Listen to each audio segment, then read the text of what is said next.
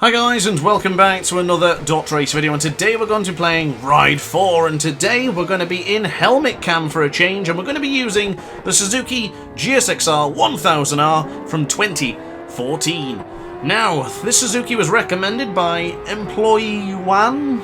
I might be saying that wrong. If I am, apologise, but he was telling me in the comment section of a previous video that this bike handles extremely well. So I wanted to try it out and also combine the helmet cam because it's been a while since I last done helmet cam. So I found a career mode objective where this bike was applicable, and we are going to tackle Laguna Seca with the Suzuki. So far, so good. I do agree. Actually, the bike feels pretty nice, and apparently I have used it before.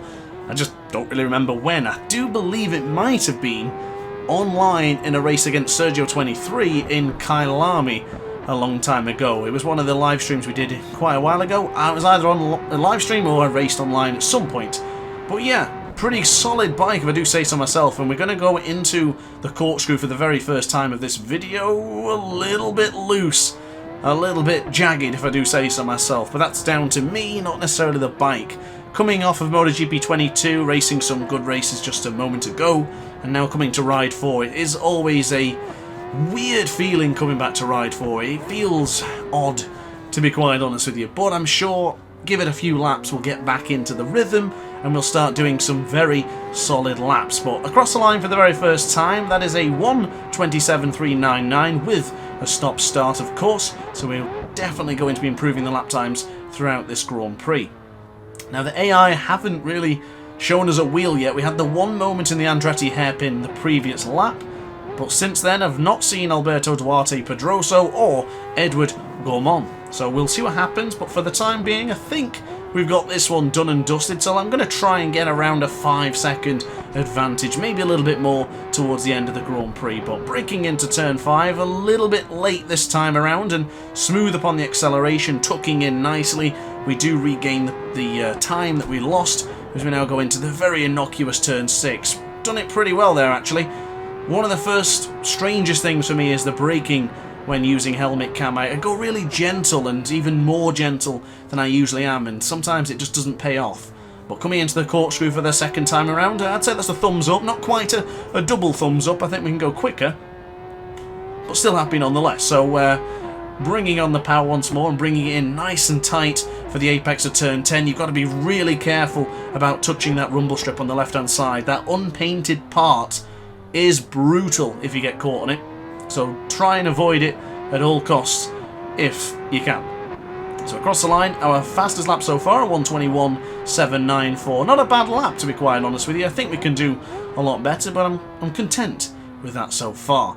Now a 2-second advantage to the Brazilian behind. We have DrAce in the lead, of course, as we'll go to the right hand side. Now, one thing I did notice with the AI, there were a lot of them, if not all of them, apart from him too, getting caught in that unpainted rumble strip that I just made mention to, has cost us a lot of time there. But I do think the AI are using stock tyres. I'm using dries, I'm using slicks, I'm using mediums, which is bizarre for them. I'm really surprised that they are using stock, but hey ho, it is what it is. Nothing we can do about it now, but if we want more competitive action in Ride 4, they're going to have to stop using stock tyres for no reason whatsoever, because they're just never going to compete. Even if their bikes are quicker, you can probably gain all those positions back by using slick tyres. We did have a challenge previously, a DrAce time trial challenge, where using the stock tyres was an option and then increasing the bike's performance, or reducing the bike's performance and going for slicks. And reducing the bike and getting slicks was the much better option. So it would be exactly the same case here, and I'm pretty confident we can tackle it. So here we go then, bringing on the power. Across the line we'll go. Not an improvement this time around within the helmet cam, but I'm still content, I'm still happy, still good, still feeling rather positive. And of course, if you guys are feeling just as good as I am, be sure to hit the like button and consider subscribing as well. So very good entry into Andretti hairpin for the penultimate time of asking. As we go to the right hand side, really nice and tight to the apex for turn 3. If we can get this bit of rhythm going, I think we could have a good lap here.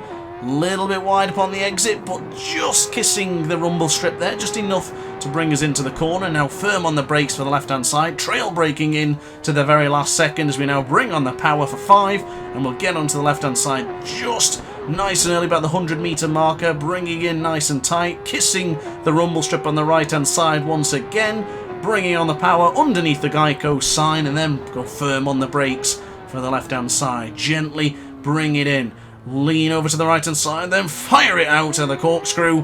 That is how it's done as we now go into the rainy curve. Keep it in nice and tight, and then we can start bringing on the power once more.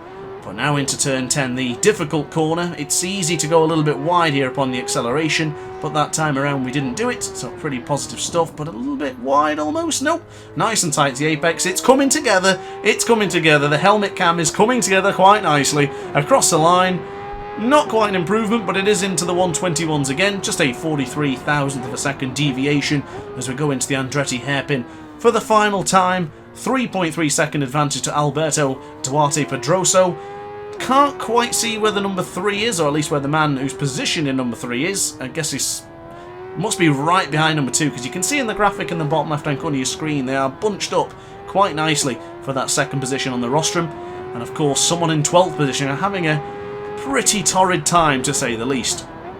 So into the left for turn 5, just gone 8 o'clock here in the Californian desert of Laguna Seca, as I now brake on the rumble strip, getting a little bit uncouth there onto the onto the rumble strip, just bumping and bouncing across it. Not ideal, but we are still on board Suzuki, braking nice and firm for the corkscrew as we gently bring it in, all really tight to the apex. That was beautiful, as we'll bring on the power, and that is going to be a 49,000th of a second. This could be a very good lap time as we now bring on the power. Probably brought it on a little bit too late there, but it's the end of the race, guys and gals. We've got the job done. We've absolutely smashed the AI in this one. It's a 4-second advantage.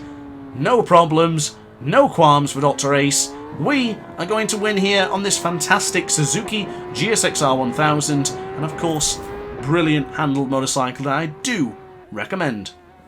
So guys, thank you very much for watching the video. I really hope you enjoyed, and as employee Yuan did, I do apologise if I pronounced that wrong, leave me a recommendation in the comment section down below. I always read my comments, so if you have an idea of a video you want me to tackle, whether that be MotoGP, MXGP, Ride 4, Supercross, whatever it may be, let me know in the comment section down below and I will read it. So thanks for watching, guys. Hit the like button, hit subscribe, and I'll see you in the next video. Ciao for now.